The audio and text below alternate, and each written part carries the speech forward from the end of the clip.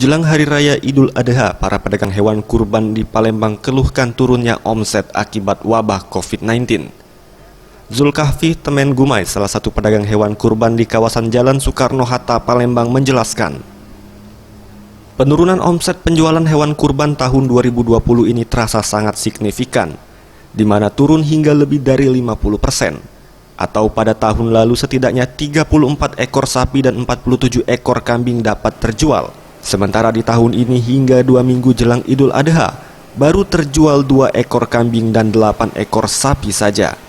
Padahal untuk harga yang dibanderol sendiri masih tidak berbeda jauh dengan tahun lalu, di mana untuk sapi dibanderol di kisaran 15 hingga 30 juta rupiah per ekor, tergantung dengan jenisnya.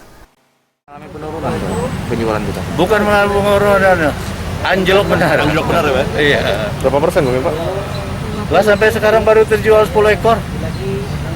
Sapinya 8, kambingnya 2 gitu, Pak? Iya. Tim Liputan Sriwijaya TV.